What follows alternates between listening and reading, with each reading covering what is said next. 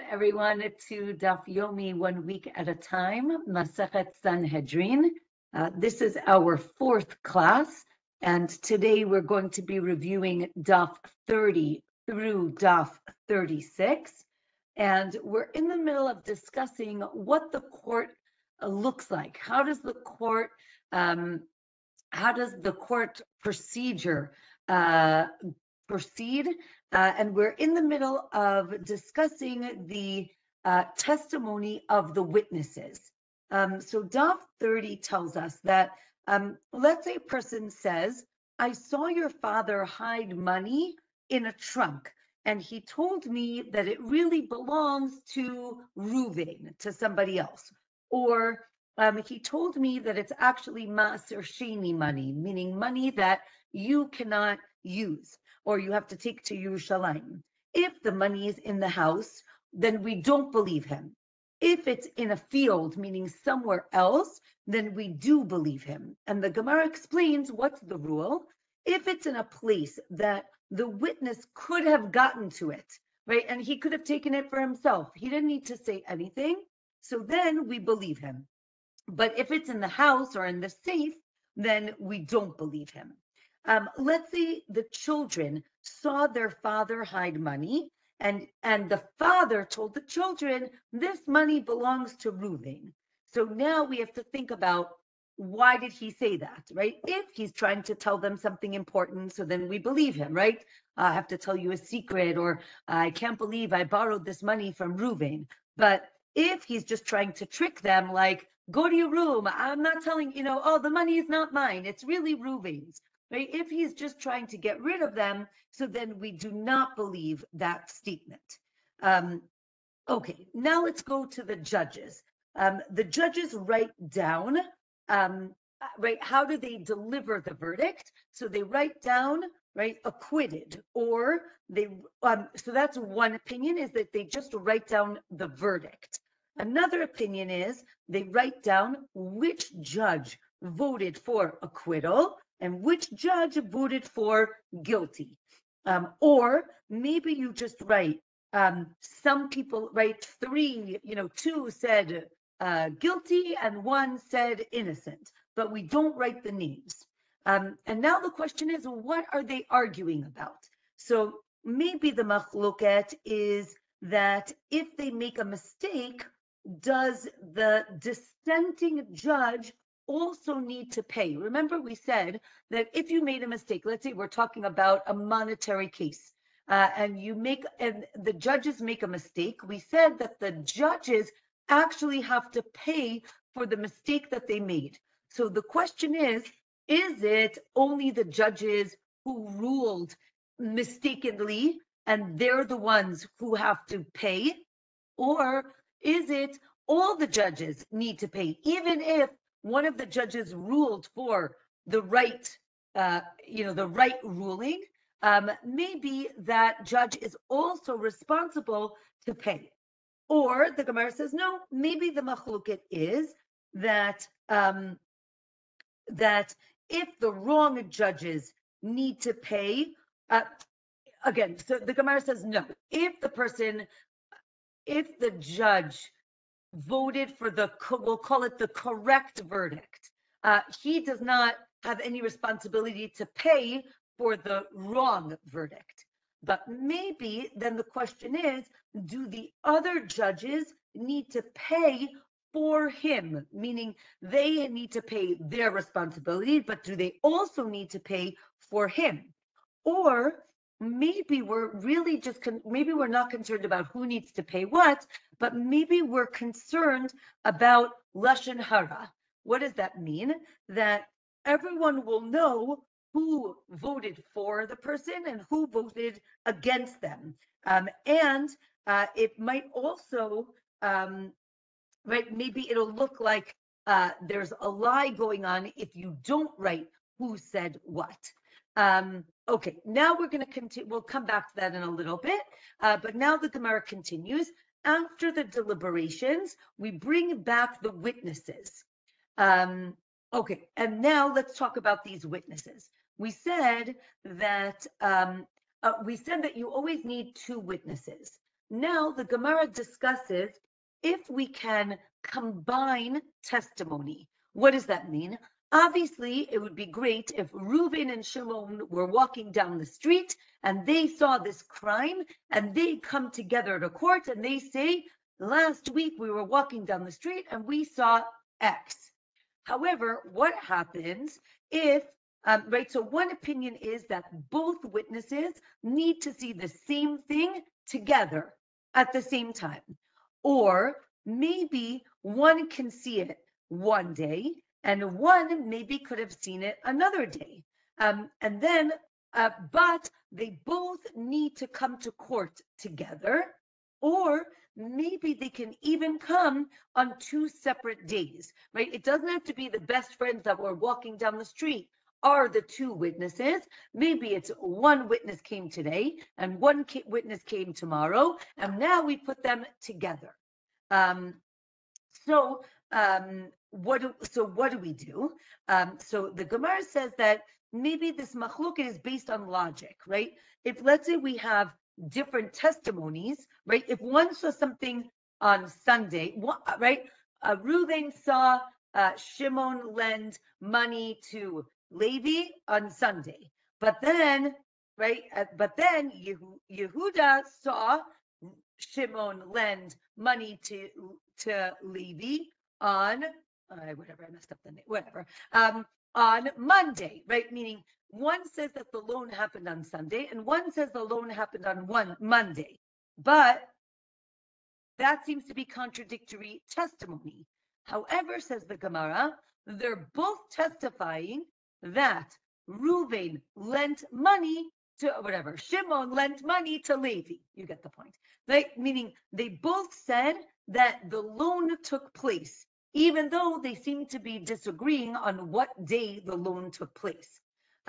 Or maybe this is based on a verse, right? The verse says aid.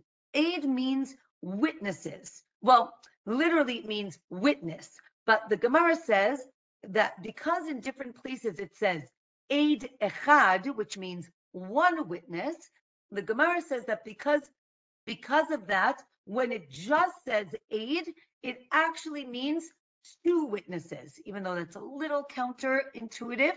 But if the Gemara needed to say one witness, if they just said witness, it actually means 2. And therefore, right, they have to have seen it together, right? 2 witnesses, meaning they saw it together. Or the Gemara says, no, maybe they don't need to have seen it together. Now the Gemara says, right, you have to come together, right? It seems that it's logical that they should come together, or maybe it doesn't matter because they are in the end going to testify separately, right? Each witness is going to tell his story. Therefore, what does it matter if they come to court? One comes on Sunday and one comes on Monday. Either way, they have to tell their testimony separately. Or again, maybe it's based on a verse. And do we compare the relating of the testimony to the seeing of the event? Again, we have 2 separate cases. One is when they saw it, did they need to see it together, right? They're walking down the street and they see something happen.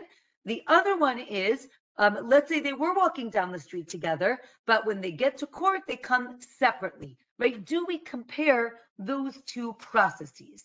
And then there's a story of Rabbi Yossi Rabbi Chanina, who gets smicha, seemingly under false pretenses, but he gets smicha, meaning he is ordained as a rabbi.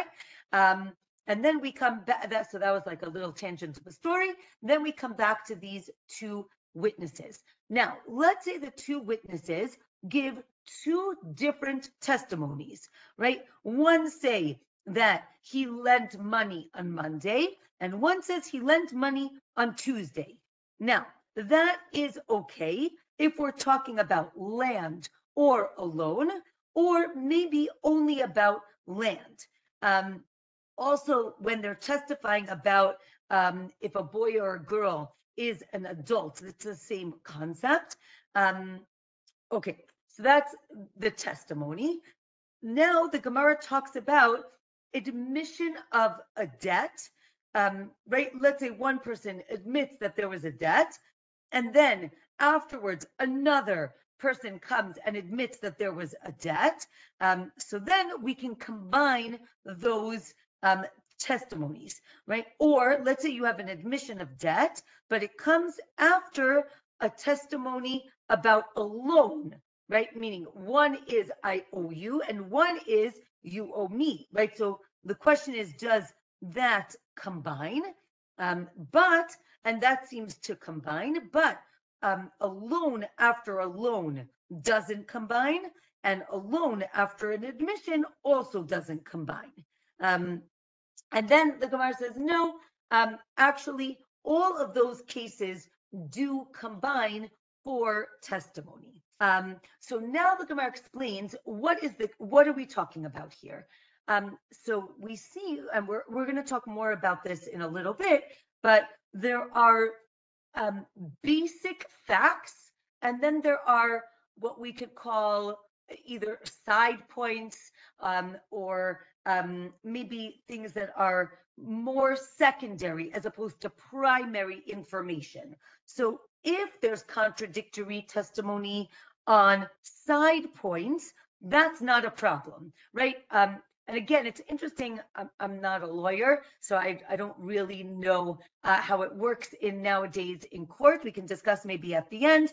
I would imagine, I've seen a number of movies, right? If you say the man, he's the one who did it, he was wearing a black sweatshirt, and someone else comes and says he's the one who did it, he was wearing a white sweatshirt, we would probably throw those testimonies out because you're contradicting, right? Someone is not telling the truth, or someone is making a mistake, and you would throw the whole thing out.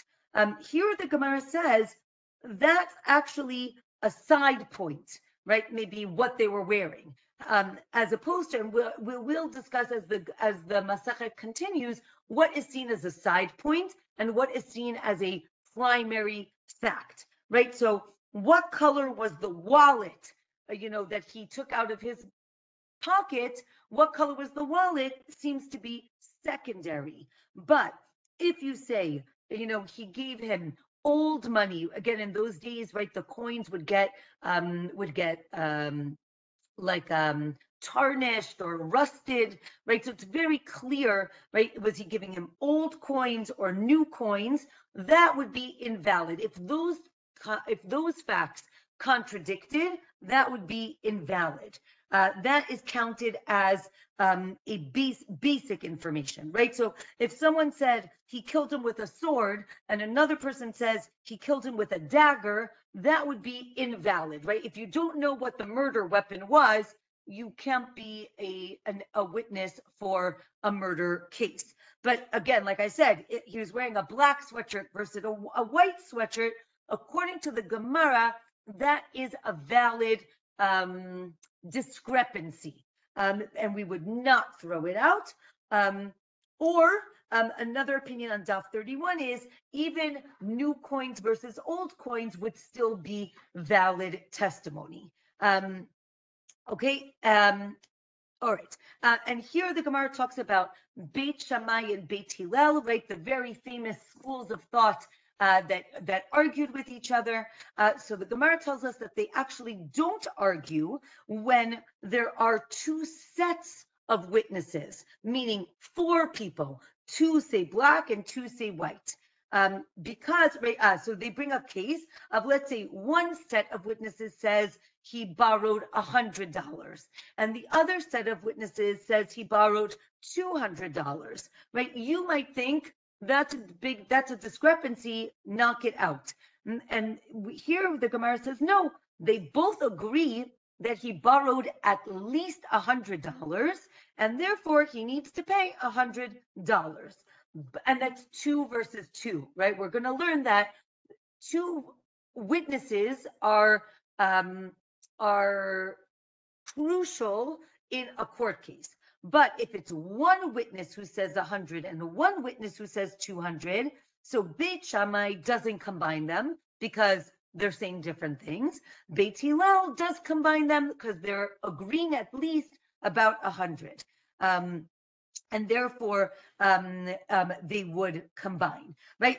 And then the Gemara gives other cases like old versus new coins, a barrel of wine versus a barrel of oil, right? One is cheaper, one is more expensive. Actually, wine is cheaper, oil is more expensive in the time of the Gemara. I don't know about nowadays, I'm not sure. Olive oil versus wine. But in the time of Gemara, a barrel of olive oil was more expensive than a barrel of wine. I guess it depends what kind of wine. And there also, the question is, do they combine and at least have to pay for the cheaper item? Okay, next Mishnah on Daf 31. If you can bring evidence to support your case, you can undo the verdict. That seems to be saying at any time. Another opinion is you have 30 days, right? You have 30 days to appeal your case, and after that you cannot. We suspect that maybe you're lying if you come, if you come a year later and you're like, no, I found a witness who said I didn't do it. We assume that you kind of made that up. If at first the person says, I do not have any witnesses, or I don't have any evidence to defend myself, and then he finds some witnesses, so we don't believe him because either you have witnesses or you don't. So what does that mean? You found witnesses. Or maybe we do believe him because maybe he actually found witnesses, like every crime movie, right? Every written, the person comes out, after the case is almost about to be done, right? But no, I saw, right? So there seems to be, right? The question is, do we believe that person or not?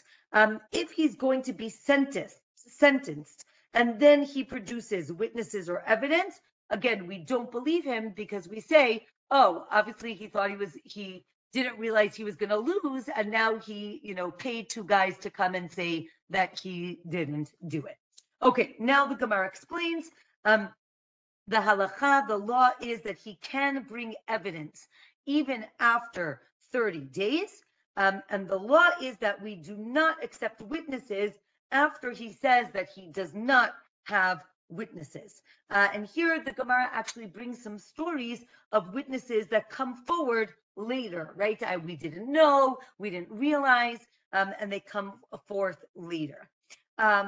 Okay, a woman had an IOU, right? A document that said, so-and-so owes so-and-so money that was deposited by her, meaning she was a third party. She didn't lend and she didn't borrow. It was just being kept in her house. She's believed to say that it was paid up because, again, she's a third party, so we believe her, or we don't believe her because maybe she can then just take it and use it for herself. Now the Gemara says a person can always bring new evidence as long as the case is still in court, right, till closing arguments. Afterwards, we do not accept any more testimony or evidence. However, if the witnesses were abroad, right, they were traveling, they didn't know about the court case, and then you discovered them, then you can bring them to court at any point. If, let's say, a person is being difficult, he doesn't want to go to court, he's being, right, really unreasonable, you can force him to go to an out-of-town court. Out-of-town here really means in a bigger city, or no, maybe you have to stay in the city and keep it local. Okay, and the law is that we do force him to go out of town, and we listen basically to the lender. Wherever the lender wants to go, that's where we will take the court case. And with this, we finish the third chapter of Masechet Sanhedrin. We are now moving on to the fourth chapter. We are continuing to discuss court cases, and now we're going to have a very long Mishnah that tells us that there are 10 different, one second. The first line of the Mishnah tells us that all cases need, what's it called? Maybe it's called like discovery, right? Where you're going to ask different questions of the witnesses.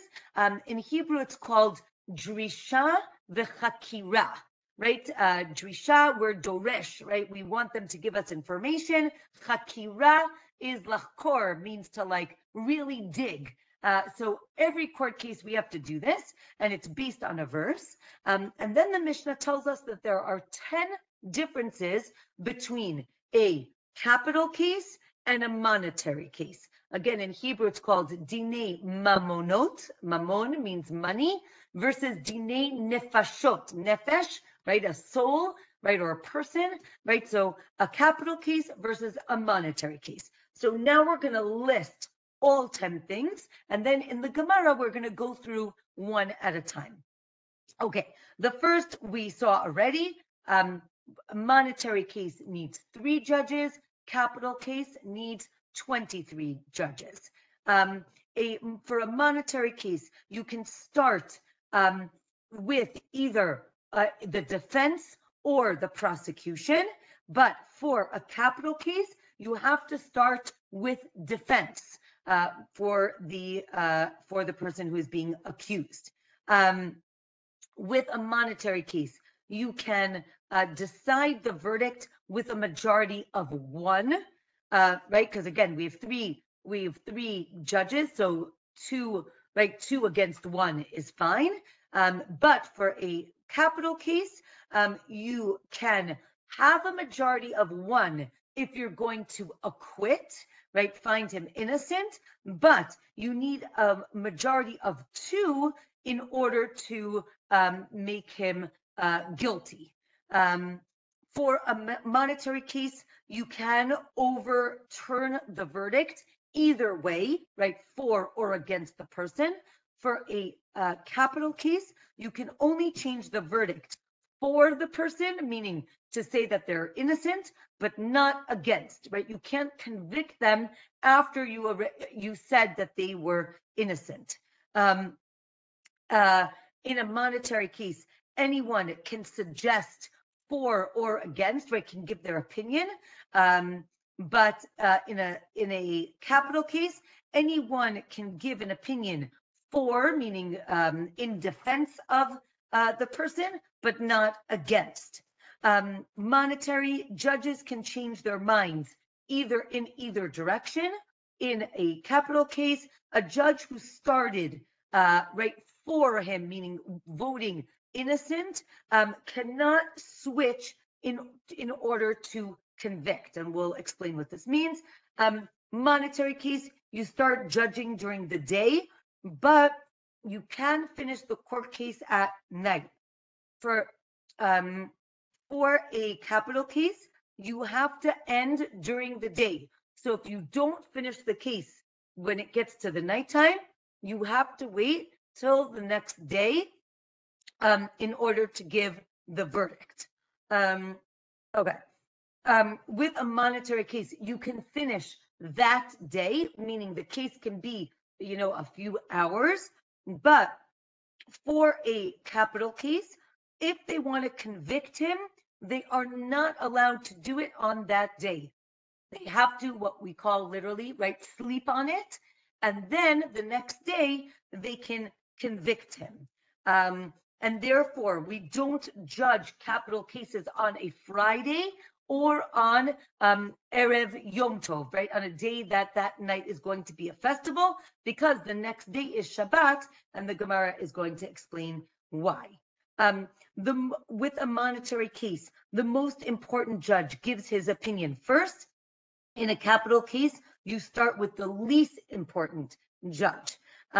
Anyone can judge a monetary case, but for a capital case, not everybody can be a judge for a capital case. Okay, the Gemara is now going to go through all of these. So the Gemara says, how can, okay, we were saying that you need to be able to question the witnesses. If that's the case, how can you ever have a post-dated contract? Because you don't really know what happened right in the time between when the witnesses signed the contract and the time that the loan actually happened. So the Gemara says you're right. Really, we need to investigate the witnesses in every case. But to encourage lenders to lend money, we say that for a monetary case, you really don't need drisha and chakira.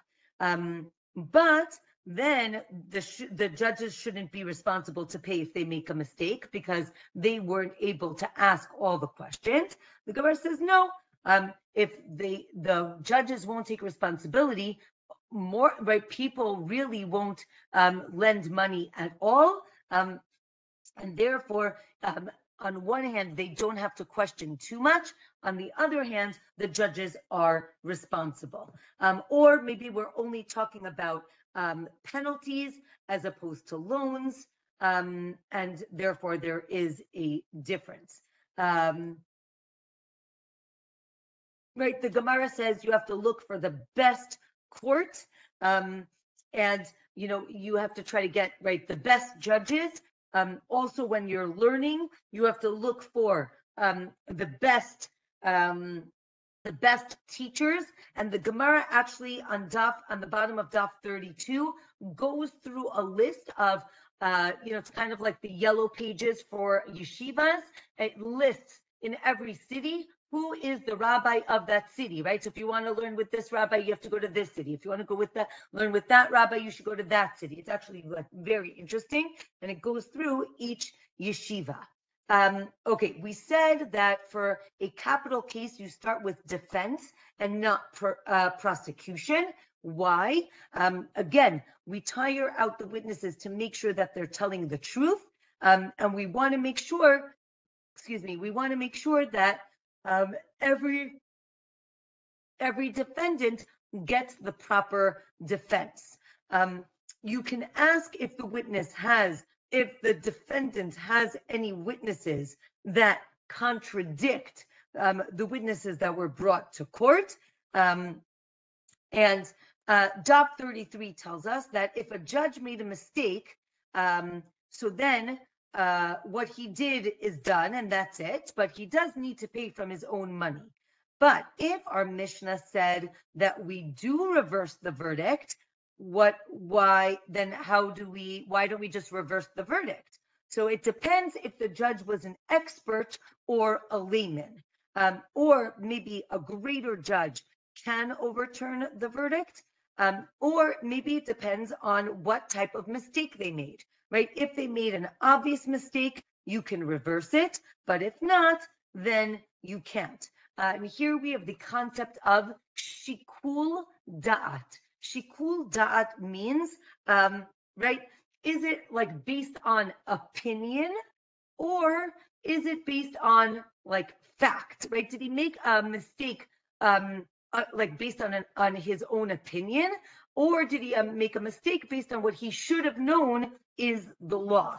And then there was a story if a verdict can be reversed, and then we say that an expert does not have to pay for his mistakes, because again, he used his own experience to make the verdict. If a judge took the money and gave it to another person, then you can't reverse it. But if he didn't, so then you can. Okay. We said with a capital case, you can only change the verdict to innocent, but not to guilty. If a person is convicted and then a witness comes forward, you go back to court and you can acquit the person. But for the opposite, we do not bring him back to court. And the Gemara says that actually for a mesit is a person who tries to convince people to do avodah zarah, to do idolatry. For that, we do bring him back to court in order to convict him. Let's say a person is convicted of murder bishogeg, which means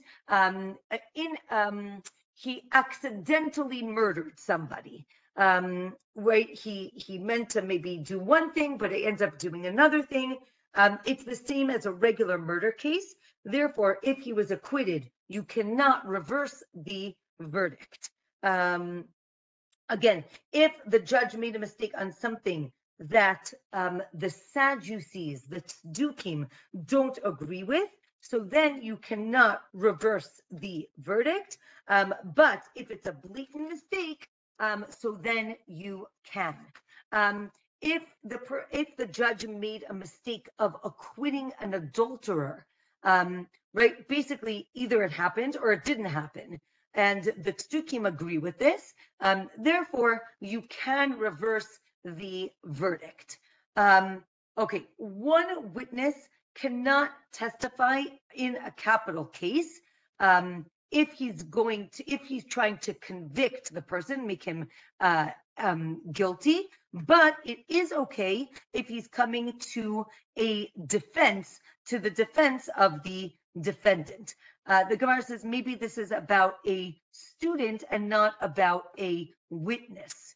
Daf 34 tells us that if a witness testified against, right, for the prosecution, and now he wants to give testimony for the defense, this is very problematic because he seems to be changing sides, right? So the Gemara tells us that during the case, the judge cannot change his position, meaning if the judge thinks that he's going to convict and that we're still in the middle of the court case, he needs to keep his position, but he can change his decision when they're voting for the verdict, right? And I actually, I don't know if any of you have done jury duty, but I was actually once on a case, and we walked. It's very interesting when you listen to the case and then you walk into the room with all the jurors, and you say, okay, let's just take a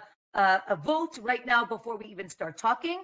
And like a lot of people thought the person was guilty. And then like one person said, no, I think the person was innocent. And we spent like the next 5 hours arguing. And then in the end, we flipped it and we actually voted to acquit the person. I hope we were right, but who knows? But it's interesting, right? This concept of after you hear all the arguments, then you can change your mind, right? Based on the conversation that you had in the room.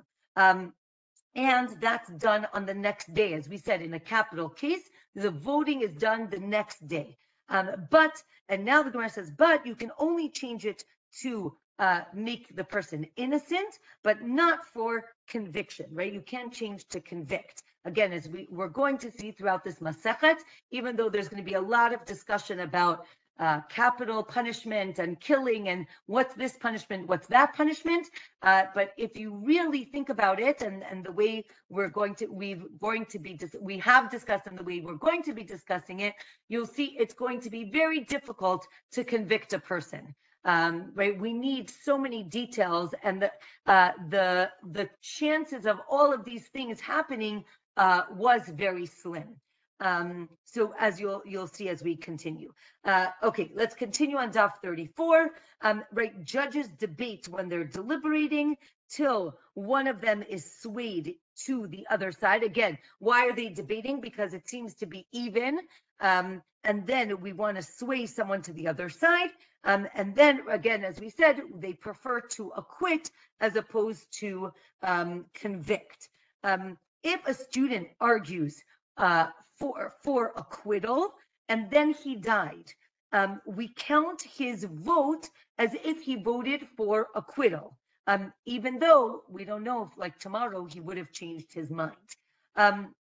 Going back to the court, there are two scribes in court, and they are going to write down everything that's said for the defense and everything that's said for the prosecution, right? And therefore, we make sure that everything is recorded. Okay. Next, for monetary cases, you have to start the case. We said you have to start the case during the day, but you can give the verdict at night. And it's compared to sara'at, to leprosy, because of the words, right? Both of them are judged.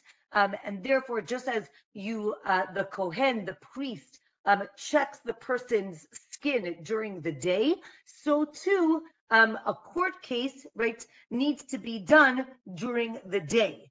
So too the judges can't be blind, just like the priest can't be blind if he's looking at sara'at, at leprosy. Just like the judges, and now we're going the other way, just like judges cannot be relatives, so too the priest, the Kohen, who is going to check the leprosy, that sarat, is not allowed to be a relative of that person. But for a monetary case, again, you have 3 judges, but for tzarat, you only need 1 Kohen, 1 priest. Another thing that's similar to this is establishing inheritance is like a court case, and therefore it has to be done during the day. Let's say a person dies at night. The people there are witnesses, but they cannot be judges. Okay, Daf 35. For a capital case, it must be it can only be done during the day, and this is based on a verse. It says that it must be done during the day, right? If they are going to convict, you have to wait till the next day. This is also based on a verse. In cases of tzedakah, right, of charity, it's not good to wait till the next day. We said that because you have to have, it's basically a 2-day process. You do not try capital cases on Friday or on the day that is right before a festival, and you cannot give the verdict ra'ah. So now the Gemara is explaining why, right? Why can't you just give the verdict on Shabbat? Why does it matter? Because we're going to see that the day you give the verdict is the day that you have to kill the person, and you're not allowed to kill a person, meaning a person who is liable for capital punishment.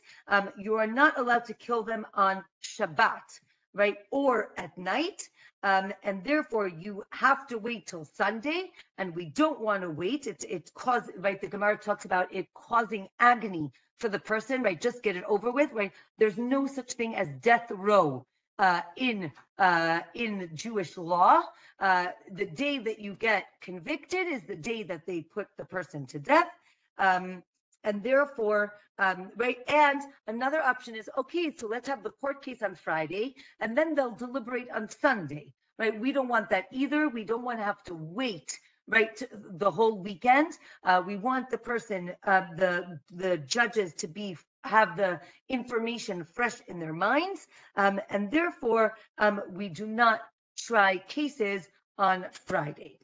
Okay, so now the Gemara wants to understand, why can't we kill somebody on Shabbat? Again, not regular killing, just for in the court. Sorry, 1 second. Okay, so now this is it's actually a very famous, how do I put it? I don't think the word is fundamental, but a very important way that the Gemara comes to conclusions. It's almost like a logic proof, right? If A equals B and B equals C, so then A is going to equal C. Yeah, it's a principle, but this is actually a very specific example. So we are trying to learn what are things that override Shabbat, and what are things that don't override Shabbat. So we just said that killing a person who is liable for capital punishment, that does not override Shabbat. So here's the mahalach. Here is the Zohar, help me out. The flow of the Gemara, right? So the Gemara says that if a person walks down the street and sees a body, right, a dead body, there is a mitzvah that he has to stop what he or she have to stop whatever they are doing and bury this person. This is called meit mitzvah, right? A person, right? It literally means like a person who died, right? And there's a mitzvah around it, right? The mitzvah is you stop what you're doing, and right, we are so focused on the principle of kavod habriot, of having honor to a person, a human being, that we stop whatever we're doing and we bury a person. So now the Gemara tells us to bury a meit mitzvah, right? This person who's on the road should override Shabbat. Why? Because korbanot, sacrifices, override Shabbat, right? We know that in the temple, they would bring sacrifices on Shabbat, and to bury a meit mitzvah overrides bringing a sacrifice, right? If the Kohen sees a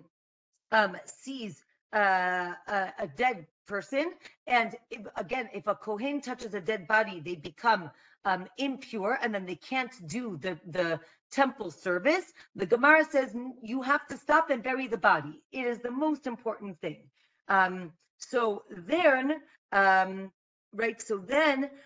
it's logical that, right, again, if meit mitzvah overrides korbanot, and right, sacrifices, and sacrifices override Shabbat, so then to bury a body should override Shabbat, right? It's literally A equals B, B equals C, A equals C.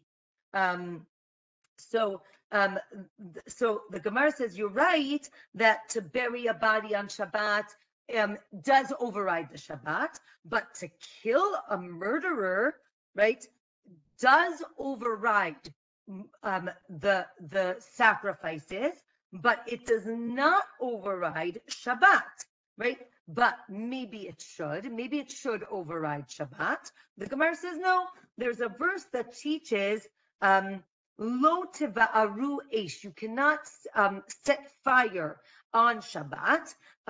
Now it's singled out of all the other things you're not allowed to do on Shabbat because it has a different punishment. Or maybe it's to say that every milacha, every action that you do, or any general category that you do, that you transgress on Shabbat, you're liable for a different sacrifices. You're liable for a different sacrifice. But you can't even kill a murderer on Shabbat, right? Maybe it comes from this pasuk, this verse of lo tiva'aru eish, that you're not allowed to burn this fire. So now we say, if you can't kill on Shabbos, maybe it doesn't override a sacrifice. The Gemara says, no, there's a verse that teaches that sacrifices are overwritten by an execution, meaning if you need to execute somebody, that takes precedence over bringing a sacrifice. Now we're going to ask, what type of sacrifice? Maybe it overrides a personal sacrifice, what's called a korban yachid.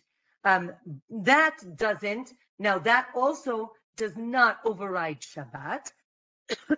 Right? If a person wants to bring a sin offering or a burnt offering, they are not allowed to bring that on Shabbat.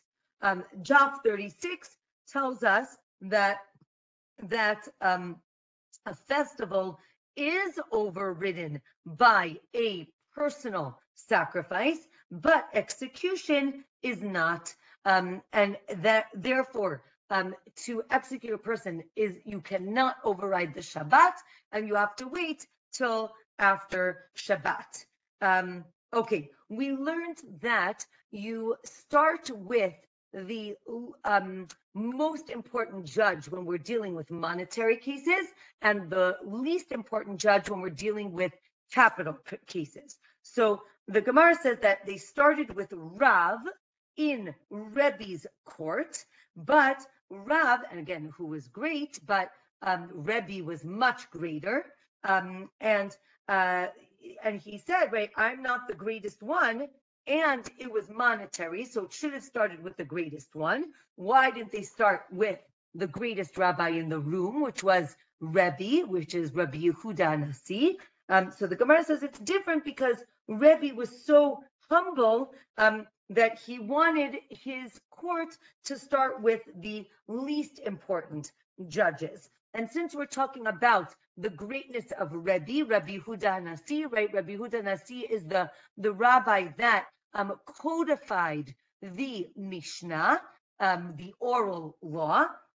So the Gemara tells us that from Moshe Rabbeinu till Rabbi Yehuda Nasi, till Rebbe, there was nobody who embodied Torah and great leadership in the same person, right? Meaning just these two people. And if you look at the Gemara on Daf 36, in very famous Gemara fashion, they're like, well, what about Yoshua? He was very learned and he was a great teacher.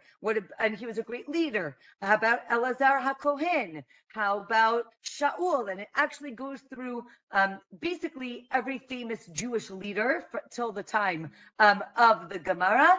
And basically the Gemara gives reasons why each one of those people are not considered as great as Moshe or Rebbe, either because there were other people in the same generation who were greater, either leaders or Torah scholars, or they weren't either leaders or Torah scholars their whole lives, or again, there were other people at the same time in their generation. But if you're interested in seeing a list of leaders, Daf 36 is your Daf.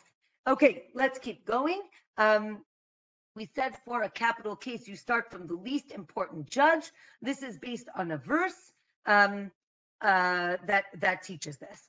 Then the Gemara talks about the teacher-student relationship, right? A teacher can teach a student, but right, if they're on the same court, they can judge separately, right? They're counted as two separate judges.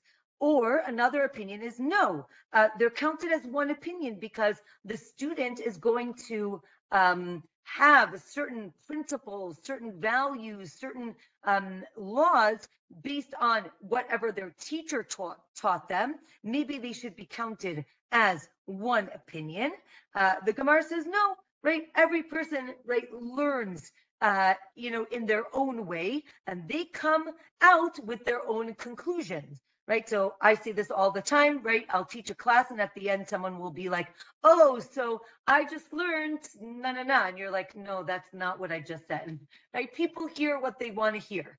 So it's interesting in terms of being a judge, you can have a teacher and a student on the same court. And now, again, we had these 10 different cases. We don't keep all of these 10 differences in the case of an ox who kills a person. That's called shor haniskal, right? The ox that is going to get stoned. The issue here is it's compared to a capital case. Therefore, it's judged with 23 judges, but every other part of the court case is like a monetary case because really the ox is property. It's not a person. And therefore, you do all the things like a monetary case. Now the Gemara says, I don't know if you counted, but the Gemara said here are 10 differences, but if you count them, really there seem to be only 9. So the Gemara adds a 10th difference that you cannot have a judge on the Sanhedrin on a capital case who is very old, or a eunuch, or if he doesn't have children, so then he cannot be a judge for a capital case. We said anyone can judge for a monetary case, even a mamzer, right? A mamzer is a child from an illicit relationship, but not for a capital case. We said not everybody can judge a capital case. Must be the person has to be clear of any deficiency in righteousness and cannot have any genealogical blemishes, right? Meaning they have to come from what we might call pure genealogy, from good yichus, is the way we used to say it. And with that, we finish this week's daf. I see we have a few minutes left, so if anybody has any questions, I'm happy to answer them. I do have to say that this masachet is, could be seen as quite complicated. It has a lot of details, but it is interesting for those of you who do appreciate law. It is interesting to think about what are some differences between the courts and the court system in the time of the Gemara versus the courts today. So does anyone have any questions or comments? Yeah. Yes. A comment about DAF 35A and about this little section, just a little bit was mentioned that brought me such illumination. And that was, again, about the why can we not adjudicate on Friday and then hand down the decision on Sunday. And this is in the art scroll where they add, a little bit, right, to kind of explain the English. And it says that those who argue for acquittal, in the words of those who argue for conviction, and a forgetful judge could thus be reminded of his earlier arguments, right? Because they're written down. I was like, right. Oh, okay. Oh, well, that's good to know. They were writing it down, court stenographer. Yeah. But it says, nevertheless, although the spoken words are recorded, the reasoning found in the heart of a man is not recorded and hence forgotten. And therefore, it's not possible. And oh, as a creative writer, I mean, that just really made so much sense. Immediately, it's like you go so deep, you're in the flow, you are creating your own calculations, you are making your own logic, you're knitting things together. And in the heat of an argument in a court case, whatever, and you're weighing all this stuff, so much is going inside, and you're listening and you're talking, and then, of course, that's not recorded. And when you get back, if they even read back to you, if you had your own notes and looked at it, where you drop back into it is going to be a different place. You may remember some of the emotion and your logic, but you're now in a different place, and it's going to seem different.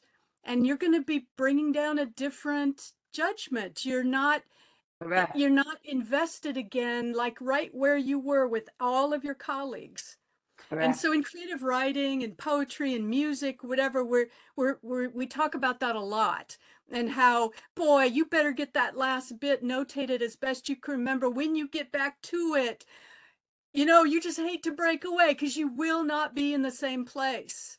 And good luck holding a major work together with its major themes in the way you want it. All of that, is in that little bit of description that they wrote in my Gemara. And I just thought it was brilliant that this was the reasoning given for that, because I mean that anyway, I just wanted to share. I was very excited to read that. I love that. That was great.